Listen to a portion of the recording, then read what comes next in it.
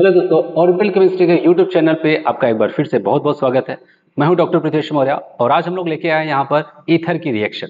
ठीक है, वैसे तो आपको पता है ईथर बहुत ही ज़्यादा लेस रिएक्टिव होता है। जितने भी फंक्शनल ग्रुप वाले कंपाउंड्स हम लोग जानते हैं, सबसे कम रिएक्टिव अगर कोई होता है तो वहाँ पर ईथर होता है। इसकी रिएक्टिविटी बहुत कम हो जाती है। लेकिन यहाँ पर आज इसके हम लोग रिएक्शंस देखने वाले हैं और आप ऐसा कह सकते हैं बहुत ही इंपॉर्टेंट रिएक्शंस है जो कि बहुत बार पूछा जाता है। ठीक है, और वो क्या है, आज हम लोग यहाँ पर ईथर की रिएक्शन को HX हाइड्रोजन हैलाइड से कराने वाले हैं। तो यहाँ पर इसके कुछ थ्योरेटिकल पोर्शन की बात करते हैं, फिर इसके मैकेनिज्म को देखेंगे और देखेंगे आखिर कैसे फाइनल प्रोडक्ट की तरफ हम लोग पहुंचते हैं। ठीक है, तो यहाँ पर आते हैं। सबसे पहले बताया गया, हम लोग बात कर रहे हैं ether, reaction of ether with HX hydrogen halides, इसकी रिएक्शंस करते हैं। यहाँ पर बताया गया ether are the least reactive of the functional groups, बहुत ही कम रिएक्टिव होता है। फिर भी हम लोग बात कर रहे हैं यहाँ पर अगर किसी से रिएक्शंस कराना चाहते हैं तो जाहिर सी बात अगर बहुत कम रिएक्टिव है तो नॉर्मल कंडीशन पे रिएक्शंस नहीं हो सकती। अब यहाँ पर आपको ये बताया गया reaction take place under drastic condition with excess of HX बताया गया, ये इसकी अधिक मात्रा लेकर के चलो और नॉर्मल नहीं है, ड्रास्टिंग कंडीशन मतलब हाई टेम्परेचर वगैरह यूज करोगे तब जाकर के कहीं ईथर भी रिएक्शंस करने के लिए तैयार होगा। और यहाँ पर बताया गया कि अगर रिएक्टिविटी की बात करते हैं HX की, सबको पता है यहाँ पर HI सबसे ज्यादा रिएक्टिव, उसके बाद HB और सबसे कम कौन हो जाता है HCl। तो इसीलिए ईथर की जब रिएक्शंस हम लोग बात करते हैं तो जाहिर सी बात है अगर ईथर ज्यादा रिएक्टिव नहीं है तो सामने वाला जो इससे रिएक्शन करने वाला उसकी रिएक्टिविटी काफी अच्छी होनी चाहिए। इसीलिए यहाँ पर बताया गया कि हम लोग क्या करते हैं, मेनली यहाँ पर जो यूज करते हैं HI और HBr, HI और HBr ही मेनली यहाँ पर क्या हो जाता है, ईथर से रिएक्शंस करने के लिए जाता है। और आप बताओगे एट हाई टेम्परेचर, ऐसे नॉर्मल नहीं, हाई टेम्परेचर पे जा करके ये क्या कर जाता है, वहां पर रिएक्शंस करता है। और उसमें भी मेनली कोई भी मिल सकता है, HBr भी मिल सकता है, HI भी, ज्यादातर हम लोग HI को ही ज्यादा पढ़ते हैं, लेकिन कुछ भी हो सकता है। चलिए हम लोग यहाँ पर रिएक्शंस की बात करते हैं। मान लिया यहाँ पर ROR नाम का हमने ले लिया डाई एल्काइल ईथर। ठीक है, कोई हमने यहाँ पर ईथर ले लिया और इसकी रिएक्शन कोई भी HX नाम का हाइड्रोजन हैलाइड है, हाई टेम्परेचर दिया जा रहा है। तो यहाँ पर क्या हो जाता है, ये HX इसके साथ मिल करके यहाँ पर क्या करेगा, RX एल्किल हैलाइड बना देगा और साथ ही साथ आप बताओगे यहाँ पर अल्कोहल का फॉर्मेशन हो जाता है। कैसे होगा अभी मैं आपको बताऊंगा पूरा मैकेनिज्म। अभी के लिए बस आपको ये देखना है, ईथर के साथ जैसे ही HX रिएक्शन करेगा आप बताओगे एल्किल हैलाइड और अल्कोहल बना देता है। अब यहाँ पर जो बनने वाला अल्कोहल है ROH, क्योंकि अगर हम लोग यहाँ पर HX को एक्सेस में लेकर के चल रहे हैं तो आपको पता है अल्कोहल की रिएक्शन जब हम लोग HX से कराते हैं तो ये HX क्या कर जाता है, यहाँ से OH ग्रुप को हटा करके इसको हेलोजन दे देता है। तो आप बताओगे यहाँ पर ऐसे कह सकते हो, यहाँ से OH और यहाँ से H हट जाएगा, वाटर निकल जाएगा और ये X आकर के यहाँ पर जुड़ जाता है। तो आप बताओगे RX और H2O बन जाता है। तो अल्टीमेटली आपको यहाँ पर दिख रहा है कि जब हम लोग क्या करते हैं, ईथर की रिएक्शन HX से करा रहे और अगर एक्सेस ऑफ HIHX लेकर के चल रहे हैं तो वहां पर आपको दिख रहा है कि एल्किल हैलाइड ही मिलता है। पहले स्टेप में आपको अल्कोहल मिलता है, अल्कोहल फर्दर फिर से HX से रिएक्शन करके वहां पर एल्किल हैलाइड RX का ही फॉर्मेशन कर देता है। जैसे एक और एग्जांपल की अगर हम लोग बात करते हैं, जैसे कि यहाँ पर एराइल एल्काइल ईथर की हम लोग बात कर ले। ठीक है, जैसे मान लिया यहाँ पर OR, ये क्या है, एराइल एल्काइल ईथर है। अगर इसकी रिएक्शन लोग HX से कराते हैं तो अब बताओगे यहाँ पर क्या होने वाला है। ठीक है, अभी मैं आपको मैकेनिज्म बताऊंगा, अभी मैं आपको ज्यादा नहीं बता रहा हूँ। अब बताओगे यहाँ पर क्या हो जाता है, ये R चला जाता है इस हेलोजन के साथ, वहां पर क्या बना लेगा, RX का फॉर्मेशन कर लेगा, एल्काइल हैलाइड बना लेगा और ये H ग्रुप आकर के यहाँ पर जुड़ जाएगा और आप बताओगे यहाँ पर क्या हो जाता है, फिनोल का फॉर्मेशन हो जाता है। अगर हम लोग बात करते हैं क्या फर्दर फिर से अगर हम लोग यहाँ पर HX को एक्सेस में लेकर के चले हैं, क्या यहाँ पर OH हट करके यहाँ पर हेलोजन आ पाएगा, आप बताओगे नहीं। क्योंकि अगर हम लोग बात करते हैं एल्काइल एराइल एल्काइल ईथर की तो वहां पर आप चाहे जितना एक्सेस में लेकर के चलो, केवल आपको यहाँ पर एक ही स्टेप में रिएक्शंस मिलेगा, मतलब एल्किल हैलाइड बनेगा और दूसरा क्या बन जाएगा, फिनोल, और इसी पे रिएक्शंस रुक जाती है। ये तो हो गया ये रिएक्शंस कैसे हो रही है। लेकिन अब यहाँ पर अगर इसको अच्छे से समझना है तो इसके लिए मैकेनिज्म की बात होगी, तो हम लोग मैकेनिज्म को यहाँ पर समझते हैं। ठीक है, चलिए हम लोग यहाँ पर मैकेनिज्म की बात करते हैं और मैकेनिज्म को समझने के लिए हमें एक एग्जाम्पल लेना पड़ेगा इस बार। अब हम लोग यहाँ पर लेते हैं CH3 CH2O CH3। ठीक है, हमने एक ईथर ले लिया और हम लोग क्या करने वाले, इसकी रिएक्शन HI से कराने वाले हैं। ठीक है, और हम देखना चाहते हैं हमारा प्रोडक्ट क्या बनने वाला है। तो अब मैं आपको यहाँ पर समझा रहा हूँ कि होता क्या है। सबसे पहले स्टेप में यहाँ पर क्या हो जाता है, इनका प्रोटोनेशन हो जाता है। क्या हो जाता है, प्रोटोनेशन। प्रोटोनेशन का मतलब बताओगे ये एक एसिड है, अब बताओगे H+ और I- में टूटता है। यहाँ पर पहले स्टेप में क्या हो जाता है कि जो H+ हो जाता है वही आता है यहाँ पर इनके पास प्रोटॉन बन के। और प्रोटॉन को एक्सेप्ट करने के लिए यहाँ पर ऑक्सीजन पहले से तैयार है, इसके पास लोन पेयर है। तो फर्स्ट स्टेप में क्या हो जाता है, प्रोटोनेशन होगा। और कैसा होगा मैं आपको यहाँ पर बता रहा हूँ। ठीक है, यहां से H+ चला और आकर के इसके साथ जुड़ जाता है। मान लिया यहां पर आकर के ऐसे जुड़ गया, ठीक है, और यहां पर CH3। अच्छा, आपको सबको पता है यहां पर सबसे पहले स्टेप में यहां पर मैं ऐसे दिखा रहा हूं, ठीक है, ऐसे देख लेते हैं हम लोग। H+ यहां पर आया, ठीक है, यहां पर लोन पेयर था फर्स्ट स्टेप में, यही H+ क्या कर जाता है, आकर के यहां पर जुड़ जाएगा। तो हमारा प्रोडक्ट कुछ ऐसे बच जाएगा, CH3 CH2O, यहां पर H आके जुड़ा है और यहां पर CH3। अच्छा, एक चीज आप देखो, H जो आया था यहां पर प्लस बन के आया था, ठीक है, और उस H+ को इलेक्ट्रॉन किसने दिया, इस ऑक्सीजन ने दिया। और सबको पता है जो इलेक्ट्रॉन को डोनेट करता है उसके ऊपर कौन सा चार्ज आता है, प्लस चार्ज, और जो एक्सेप्ट करता है उसके ऊपर माइनस चार्ज। क्योंकि इसने इलेक्ट्रॉन को एक्सेप्ट किया और इसके ऊपर प्लस पहले से था, माइनस मिलने की वजह से ये न्यूट्रल हो जाता है, लेकिन प्लस चार्ज किसके ऊपर आ जाएगा, आप बताओगे, यहां पर इस ऑक्सीजन के ऊपर, ठीक है, ये हो जाता है। और सबको पता है कि ऑक्सीजन के ऊपर जब प्लस चार्ज आ गया है, ठीक है, ऑक्सीजन अपने प्लस चार्ज को कुछ ना कुछ करके वहां पर उसको हटाने की कोशिश करेगा, ठीक है, क्योंकि अब यहां पर प्लस चार्ज लेकर के ये ज्यादा स्टेबल नहीं, किसी के ऊपर चार्ज आ गया मतलब उसकी अनस्टेबिलिटी हो जाती है। अब ये क्या करेगा, बॉन्ड को तोड़ करके अपने ऊपर माइनस चार्ज लाएगा। एच वाले बॉन्ड को नहीं तोड़ेगा, क्योंकि अगर तोड़ना होता तो अभी अभी इसके साथ बॉन्ड क्यों बनाया। अब चांसेस वहां पर ये है, ये कार्बन ऑक्सीजन इसमें से कोई बॉन्ड वो तोड़ेगा, ठीक है। अब कौन सा तोड़ता है, यहां पर हम लोग देखते हैं, CH3 CH2O H plus CH3, ठीक है, ये हो जाता है। अब आपको बताया यहां पर ये अभी इस फिराक में है कि इसको तोड़े कि इसको तोड़े। अब दूसरी तरफ आपको बताया यहां पर H+ का दूसरा हिस्सा जो है यहां पर I माइनस है, तो आपको बताइए ये क्या है, एक निक्लोफाइल है। क्या है, एक निक्लोफाइल है। अब ये जो निक्लोफाइल यहां पर आता है उसको पता है यहां पर बॉन्ड टूटने वाला है, ठीक है। तो अब वहां पर ये क्या करता है, सोचता है कि जब ये बॉन्ड टूटेगा उससे पहले हम एक काम करें, यहां पर किसी न किसी एक के साथ बॉन्ड बनाना शुरू कर दे, क्योंकि उसको पता है बॉन्ड टूटने वाला है। अब होता क्या है यहां पर, अब यहां पर SCN2 मैकेनिज्म के साथ, कौन सी मैकेनिज्म आप बताओगे, यहां पर SCN2 मैकेनिज्म के साथ वो क्या कर जाता है, इस कार्बन या फिर इस कार्बन किसी एक कार्बन से जुड़ेगा, क्योंकि उसको पता है कार्बन ऑक्सीजन के बीच का ही बॉन्ड टूटेगा। अब सवाल आता है ये किससे जुड़े, इस वाले कार्बन से जुड़े या फिर इस वाले कार्बन से जुड़े, ठीक है। आपको बताया यहां पर SCN2 मैकेनिज्म है, तो SCN2 मैकेनिज्म में जो निक्लोफाइल होता है कौन से कार्बन से जुड़ना पसंद करता है, जहां पर ग्रुप सबसे छोटे छोटे हो, जहां पर आप बताओगे रिपल्शन के चांसेस सबसे कम होगा। तो अब ये क्या करता है, यहां पर ध्यान देना, अब वो आता है इसी के साथ जुड़ना पसंद करता है, क्योंकि इसके साथ जुड़ता है तो यहां पर एक बड़ा सा ग्रुप है, ठीक है। लेकिन यहां पर आपको दिख रहा है तीनों की तीनों हाइड्रोजन क्या है, छोटे छोटे। तो ये क्या करता है, SCN2 मैकेनिज्म के साथ I माइनस क्या कर जाता है, एक तरफ से यहां पर जो छोटा वाला ग्रुप होगा उसके साथ बॉन्ड बनाना शुरू कर देता है। और दूसरी तरफ आप देखोगे यहां पर क्या हो जाएगा, ये कार्बन ऑक्सीजन का बॉन्ड इसकी तरफ शिफ्ट होने लगेगा, मतलब धीरे धीरे ये वीक होने लगेगा और टूटने लगेगा। और यहां पर क्या आ जाएगा, नेगेटिव चार्ज, और यहां पर क्या आ जाएगा, पॉजिटिव चार्ज। और एक समय ऐसा आएगा, बताओ कि ये वाला बॉन्ड टूट जाएगा, और टूटेगा तो ऑक्सीजन को कौन सा चार्ज मिलेगा, माइनस चार्ज मिलेगा, और इसको प्लस चार्ज मिलेगा, और इसे पे कंप्लीटली आकर के ये I जुड़ जाता है। तो आप बताओगे, मैं यहां लिखना शुरू कर रहा हूं, CH3 CH2, ये वाला बॉन्ड अब टूट चुका है। आप बताओगे यहां पर माइनस आया तो प्लस और माइनस न्यूट्रल हो जाएंगे, और यहां पर OH, ठीक है, OH हो गया। और दूसरी तरफ आपको दिख रहा है CH3 से कौन जुड़ गया, यहां पर I, तो CH3 I हो जाता है। तो ये चीज हो जाती है। तो यहां पर आपको दिख रहा है कि ऐसा प्रोडक्ट हमारा यहां पर बन रहा है।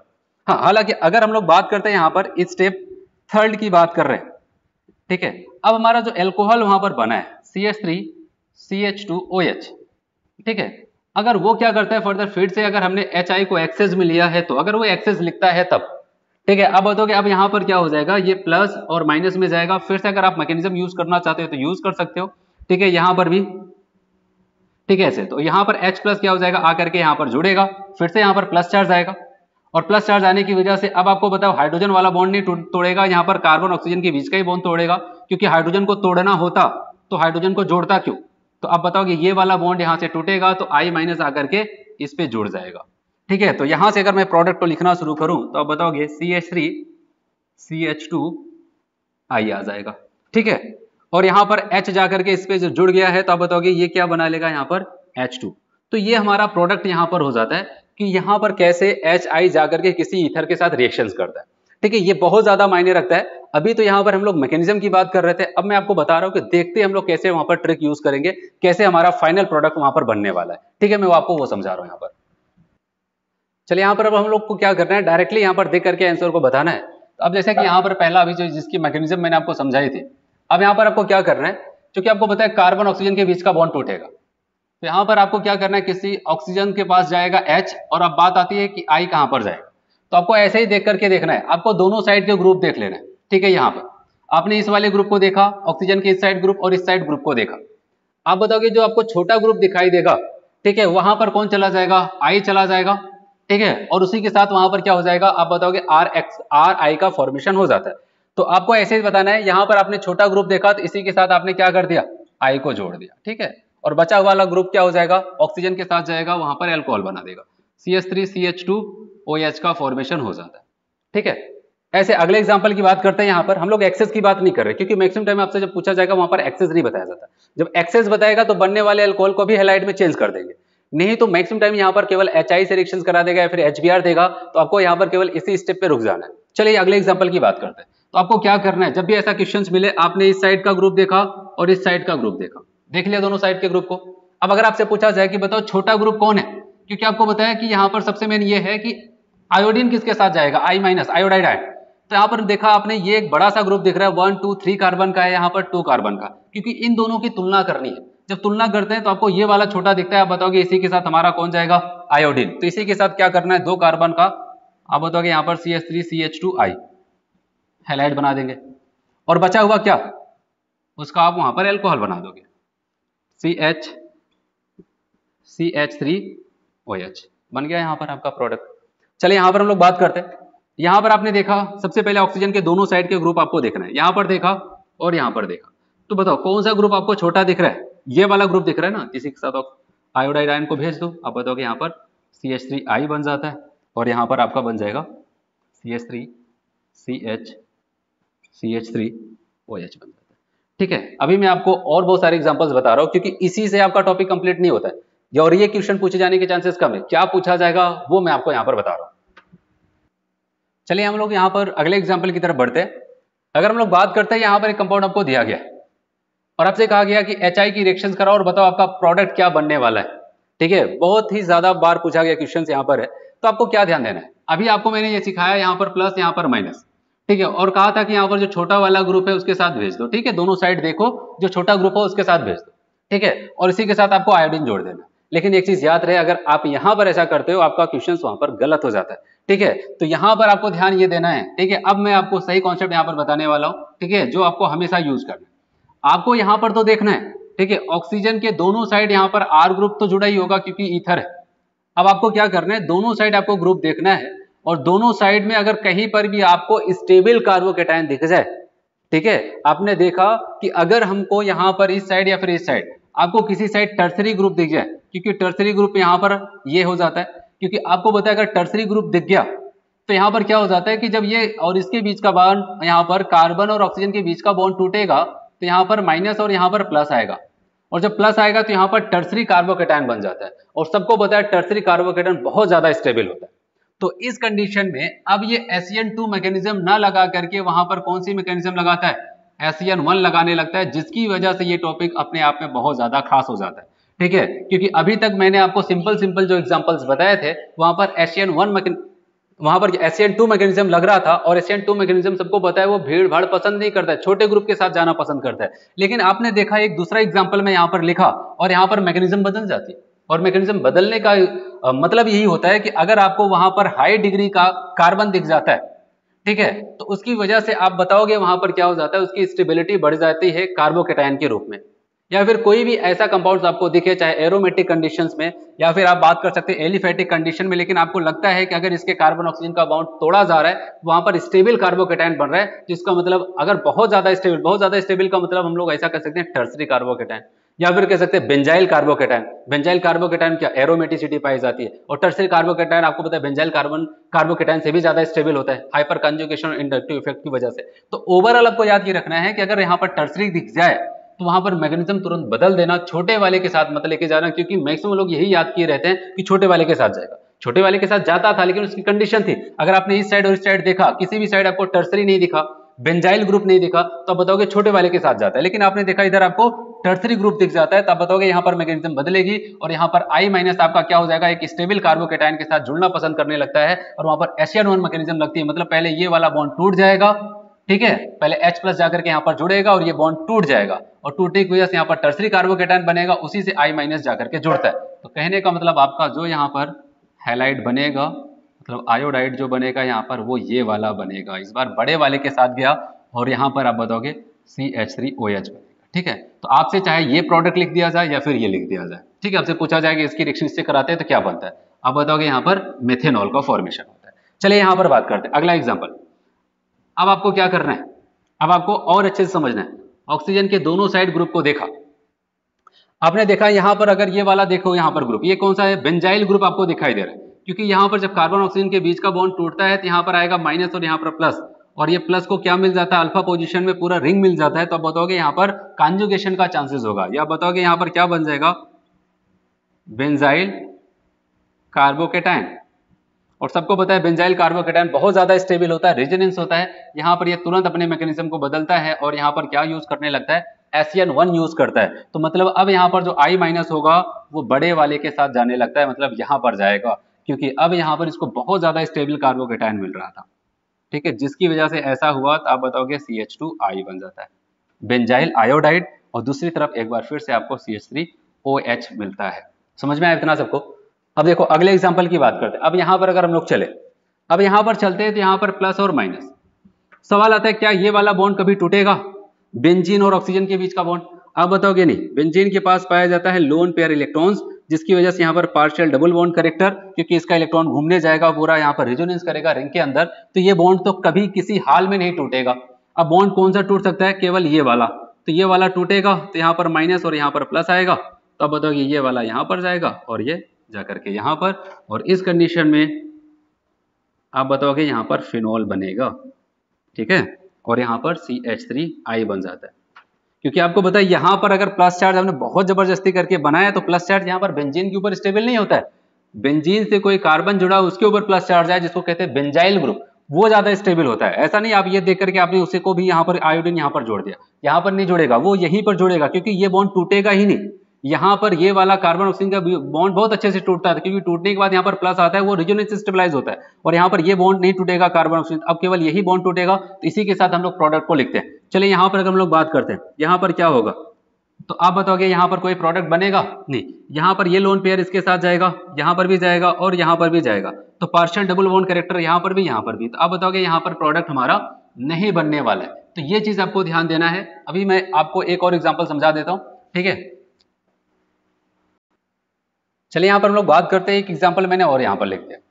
तो अब आपको मैं यहाँ पर यही कॉन्सेप्ट बताऊंगा कि आप ऑक्सीजन के दोनों तरफ वाले ग्रुप को पहले ऐसा अंडरलाइन करो और दोनों को ढूंढो, क्या इसमें से कोई ऐसा है, टर्सरी तो नहीं है, क्या आपको यहाँ पर कोई बेंजाइल ग्रुप तो नहीं दिख रहा है, ठीक है। अगर ऐसा दिख जाता है तो आप तुरंत अपनी मैकेनिज्म को SN2 से शिफ्ट कर लेना SN1 में, जैसे कि यहाँ पर मैंने आपको समझाया था। यहाँ पर आपने इसको टर्सरी देखा, ठीक है, तो आपके दिमाग में चला ये तो बहुत ज्यादा स्टेबल होगा, अगर यहाँ पर इस वाले बॉन्ड को तोड़ा जाए, तो आपने तुरंत यहाँ पर मैकेनिज्म को बदला और SN1 लगाया और I चला गया यहाँ पर बड़े वाले ग्रुप के साथ। अब वैसे मैं यहाँ पर इससे तुलना यहाँ पर करा के बता रहा हूँ, ठीक है, कि आपको ध्यान रहे। अब यहाँ पर आपने इस वाले ग्रुप को देखा, इस वाले ग्रुप को, आपको क्या ये टर्सरी दिख रहा है, नहीं। आप बताओगे ये क्या हो जाता है, यहाँ पर जाकर के जुड़ा, ये प्राइमरी ही है। आपको यहाँ पर भले ये ग्रुप्स आपको बड़े बड़े दिखाई दे रहे हैं, लेकिन इस वाले कार्बन से देखा जाता है जो इससे जाकर के जुड़ा, आप बताओगे प्राइमरी है, और यहाँ पर ये भी प्राइमरी हो जाता है।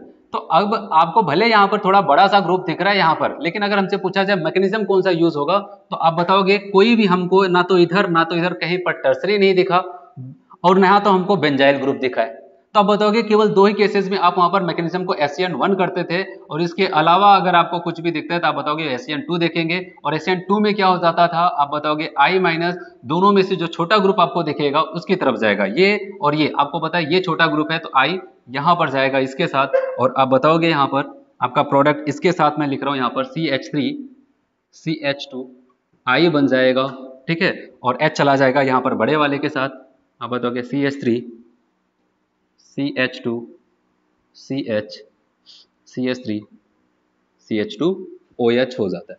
तो इसलिए आपको देखना है कहां पर SN2 लगाना है, कहां पर SN1। जहां पर टर्सरी और बेंजाइल ग्रुप आ गया तो वहां पर SN1 लगाना, उसी के साथ आप प्रोडक्ट बनाना, ये बहुत ही ज्यादा इंपॉर्टेंट रिएक्शन था, ठीक है, जिसको याद रखना है क्योंकि बहुत बार क्वेश्चन इस पे पूछा जाता है। पूरा चैप्टर है अल्कोहल, फिनॉल और ईथर सबसे छोटा टॉपिक है, लेकिन सबसे छोटे टॉपिक्स में आपको एक रिएक्शन मिलती है, reaction of ether with HI या फिर HX, जो कि सबसे ज्यादा इंपॉर्टेंट है। ठीक है, इसको आप ध्यान से समझो। ठीक है, आज इतना करते हैं। Thank you.